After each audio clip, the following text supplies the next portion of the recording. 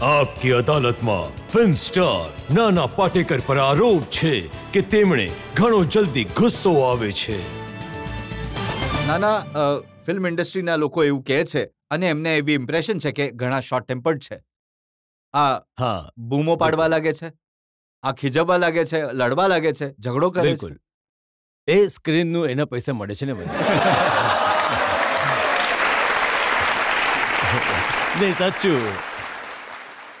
એટલે રોલને માટે, બાકી ગુસ્સે તો થાઉં છું.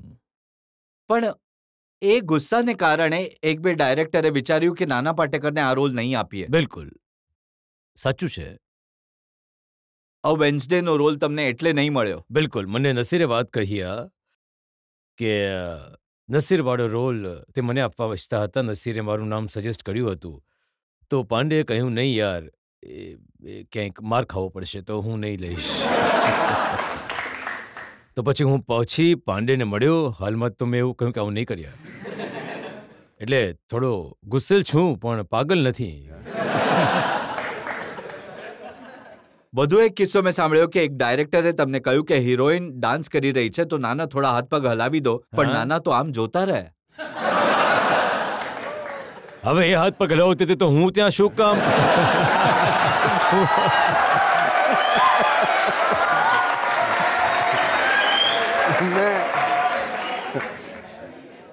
એટલે જે રાઇટર છે એ પણ તમારે માટે એવા ડાયલોગ લખે છે કે યાદ છે, આ ગઈ મોત કા તમાશા દેખને. હવે આ પર્ટિક્યુલર જે સીન કરી રહ્યા હતા એ વખતે તબિયત સારી ન હતી. હું હોસ્પિટલમાં હતો અને મેહુલ કુમારે લગભગ 2-3 હજારનું ઓડિયન્સ બોલાવ્યું હતું. હવે હું ન આવું, ત્યાં ન જાઉં તો આટલું પેમેન્ટ કરવું પડતે.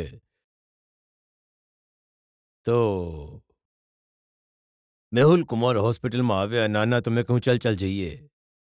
હવે સીન લખેલો નથી, તો મેં કહ્યું એક કામ કરો, આ એક જ સમયે 5 કેમેરા લગાડી દે, અને એક તો કેમેરો ચાલતો રહેવો જોઈએ, 2 મેગેઝિન્સ તૈયાર રાખજે. મને ખબર નથી હું શું બોલવાનો છું. અને એ જ રીતે સીન થયો છે. પહેલે લખાયેલું ન હતું. આ બહુ લાંબો ડાયલોગ છે આખો. आ गए मेरी मौत का तमाशा देखने, अब मुझे लटका दोगे, जुबान ऐसे बाहर आएगी आंखें. તમને યાદ છે? હા, યાદ નથી. તમે સાંભળવા ઈચ્છો છો? આ સાચે યાદ નથી હવે મને અત્યારે. અચ્છા, એમનું કેવું છે કે જોઈને પણ જો આમાંથી 2 લાઈનો પણ તમે બોલી દો તો સારું રહેશે.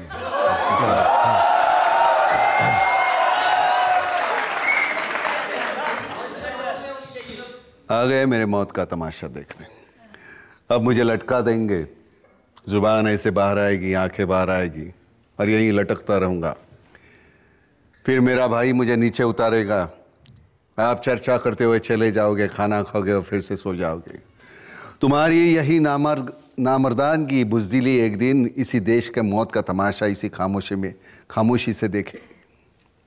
कुछ नहीं कहना चाहता तुम्हें.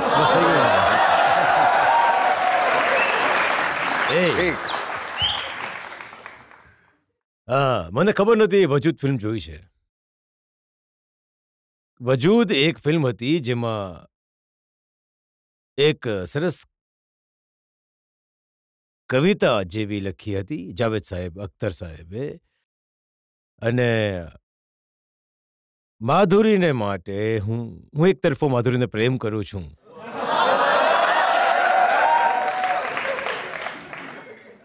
સ્વાભાવિક છે, એના તરફથી તો નહોતું થઈ શકવાનું તમારા મોઢા સાથે.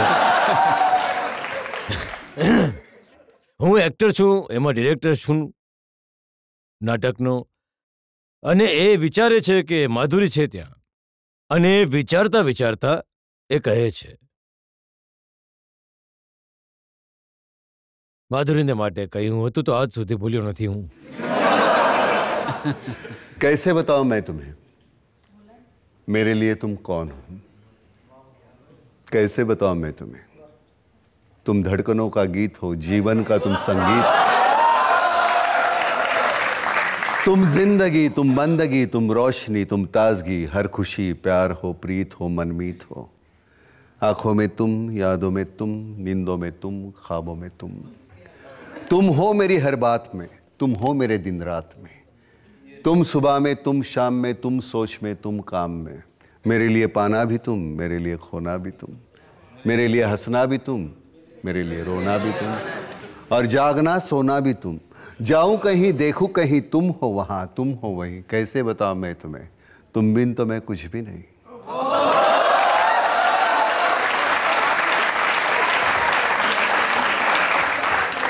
कैसे बताऊं मैं तुम्हें, मेरे लिए तुम कौन हो।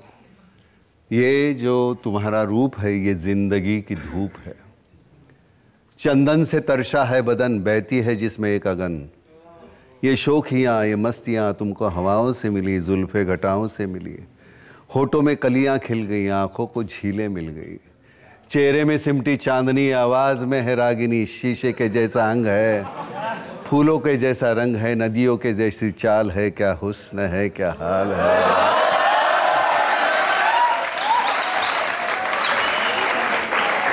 ये जिस्म की रंगीनियाँ जैसे हजारों तितलियाँ। बाहों की ये गोलाइयाँ, चल में ये परछाइयाँ। ये नगरियाँ हैं ख्वाब की, कैसे बताऊँ मैं तुम्हें हालत दिले बेताब की। कैसे बताऊँ मैं तुम्हें, मेरे लिए तुम कौन हो। कैसे बताओ, मेरे लिए तुम धर्म हो, ईमान हो, तुम ही इबादत हो मेरी, तुम ही तो चाहत हो मेरी, तुम ही मेरा अरमान हो। तकता हूं मैं हर पल जिसे, तुम ही तो वो तस्वीर हो, तुम ही मेरी तकदीर हो। तुम ही सितारा हो मेरा, तुम ही नजारा हो मेरा।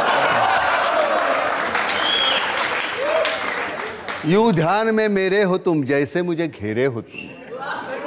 पूरब में तुम, पश्चिम में तुम, उत्तर में तुम, दक्षिण में तुम, सारे मेरे जीवन में तुम। हर पल में तुम, हर छिन में तुम। मेरे लिए रास्ता भी तुम, मेरे लिए मंजिल भी तुम। मेरे लिए सागर भी तुम, मेरे लिए साहिल भी तुम। मैं देखता बस तुमको हूं, मैं सोचता बस तुमको हूं, मैं जानता बस तुमको हूं, मैं मानता बस तुमको हूं। तुम ही मेरी पहचान हो, कैसे बताऊं मैं तुम्हें। देवी हो तुम मेरे लिए भगवान हो।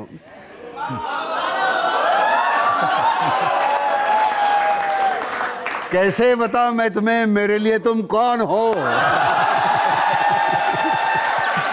પણ હવે નવાઈની વાત એ છે કે એનો જે લય છે, છંદ છે, એને કારણે 25 વર્ષ પહેલા, 20 વર્ષ પહેલા જે લખાયેલું છે એ મનમાંથી નીકળતું નથી. એની એક રિધમ છે. છંદને કારણે નથી નીકળતું કે પછી માધુરી? એ તો છે, એ તો વાસ્તવિકતા છે, એ તો થવાનું જ છે. પણ માધુરીને માટે આટલી સારી વાતો, અને મેં સાંભળ્યું કે પ્રકાશ ઝા જ્યારે રાજનીતિના સેટ પર હતા એમણે તમને કહ્યું ગીત ગાવા માટે, તો તમે એમને એટલું વઢ્યા કે એમની આંખમાંથી આંસુ નીકળી ગયા. કોણ, હું પ્રકાશને ખીજવાયો હતો? છાપાઓમાં તો એ જ છપાયું છે. હું છપાઓ વધારે વાંચતો નથી. અને એ પણ છપાયું કે અનુરાગ કશ્યપને તમે એક સીન દરમિયાન ઘણા જોરથી ઝાપટ મારી એક્ટિંગ કરતા કરતા. પછી તમે કહ્યું, જોયું કેટલી જોરથી માર્યું, ઘણો શાણો સમજે છે પોતાની જાતે. નહીં, આ તો એમ જ જે મનમાં આવે તે બધું કંઈ પણ આરોપો લગાવે છે. લોકો સમજે છે કે નાના પાટેકર સાચે જ જિંદગીમાં પરિંદાના ખલનાયક જેવા છે, જે વારંવાર પોતાનું માથું કૂટે છે. પહેલો નેશનલ એવોર્ડ ત્યાંથી જ મળ્યો હતો, માથું કૂટ્યા પછી.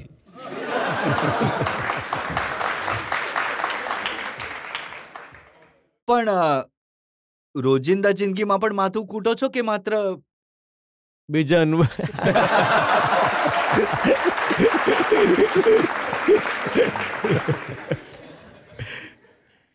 અને જ્યારે એ એવોર્ડ મળ્યો હતો તો મેં સાંભળ્યું કે સ્ટેજ પર જ્યારે તમે ગયા એવોર્ડ લેવા માટે તો તમે ઘણું જોર જોરથી રડ્યા. નહીં તો હું શું કામ રહું ભાઈ?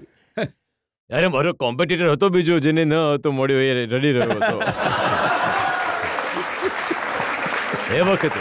પણ પરિંદા મને લાગે છે કે એક પરફોર્મન્સ, અમુક વાતો, અમુક ફિલ્મો એવી હોય છે જે થઈ જાય છે, ત્યાં તમે કંઈ કરતા નથી. આસપાસના લોકો એટલું બધું કરે છે કે એનું રિએક્શન થઈ જાય છે. એવું જ એવું જ હું 26/11 માટે પણ એવું જ થયું. જો કોઈ એક્ટર એવું કહે છે કે આ મેં કર્યું છે તો મને નથી લાગતું કે સાચું છે, કારણ કે ઘણી વાતો પર એ નિર્ભર હોય છે. એટલે કે એ મારો કો આર્ટિસ્ટ છે, રાઇટર છે, કેમેરામેન છે, ડિરેક્ટર છે, અને આ બધા કુલ મળાવીને જ્યારે થઈ જાય છે ત્યારે જઈને આ મજા આવે છે. તો મેં કર્યું એવું નથી હોતું. મેં ખામોશીનો જે રોલ છે, સંજય લીલા ભંસાલીએ એટલો સરસ રીતે અને એને પહેલાં જ લખીને રાખ્યો હતો, તો એના પછી માત્ર જેને કરવાનો છે તો ઘણી સરળતા રહે છે. હા, એ વાત જરૂર છે કે પહેલા 14 મહિના અમે એ ભાષા શીખી રહ્યા હતા, જેથી જે ડેફ એન્ડ ડમની જે ભાષા છે, એમાં જે છોકરાઓ મારું કામ કર્યું હતું એના મા બાપ અને બાપ બંને ડેફ એન્ડ ડમ હતા, તો એની માએ અમને શીખવું હતું. તો આ છોકરો જે છે, મા બાપને શું લાગે છે કે એ અમને સમજાવતો હતો કે હવે એ આમ કહી રહ્યો છે, એ વચ્ચેની એમની સાથે તો એ ત્યાં તો જોયા પછી એટલું ખરાબ લાગતું હતું કે મા અને બાપ બંને ગુંગા છે અને આ છોકરો એ કમ્યુનિકેટ કરે છે લોકો સાથે. પરિંદામાં મેં સાંભળ્યું કે જે એક બળવાવાળો સીન હતો, હા, એ રીતે થયો કે તમે બિલકુલ મરતા બચ્યા, હા, ચારે હું દાઝી બાજુ. ગયો હતો. પછી 1 વર્ષ સુધી હું શૂટિંગ નહીં કરી શક્યો. હું 60 દિવસ હોસ્પિટલમાં હતો.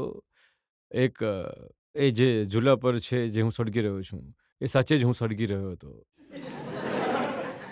અને લોકો વિચારતા હતા તમે એક્ટિંગ કરો છો. નહીં, પ્રોબ્લેમ એ છે કે એક્ટિંગ તો છે જ, પણ એ ઝૂલો છે.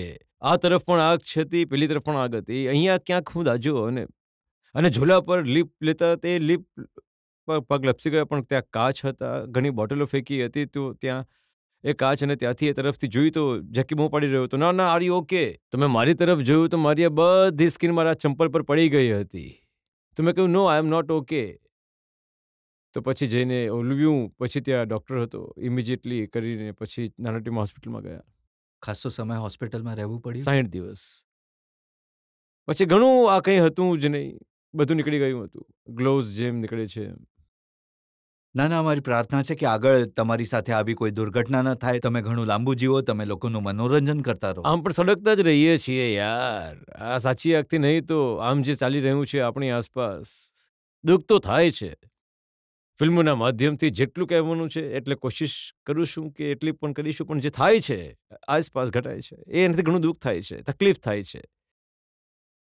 અમે તો ઘણા નસીબદાર છીએ કે અમારી પાસે માધ્યમ છે. અમારી મૂંઝવણ એ છે કે કાઢી શકીએ છીએ. જેમની પાસે કંઈ છે જ નહીં, એ શું કરશે?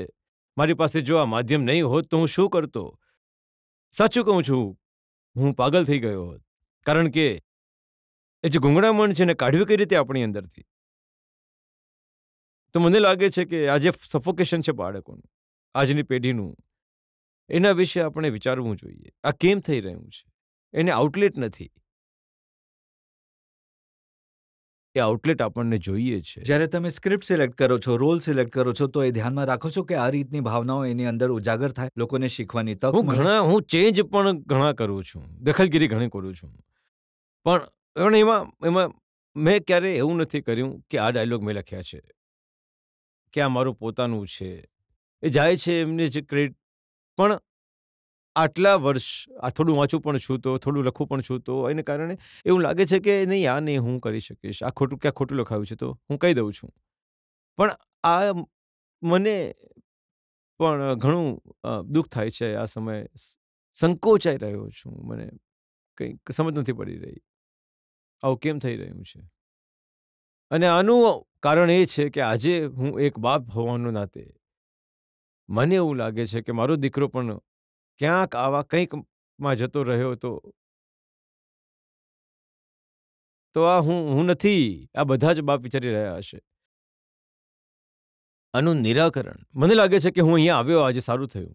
થાકી ગયો હતો, હું વિચારી રહ્યો હતો કે હું જાઉં ન જાઉં, પણ હું આવ્યો. રજત, સાચું કહું છું, હું ખુશ છું કે આ માધ્યમથી, આ માધ્યમના દ્વારા હું કંઈક કહી શકીશ, લોકો સુધી હું પહોંચવાની કોશિશ કરીશ.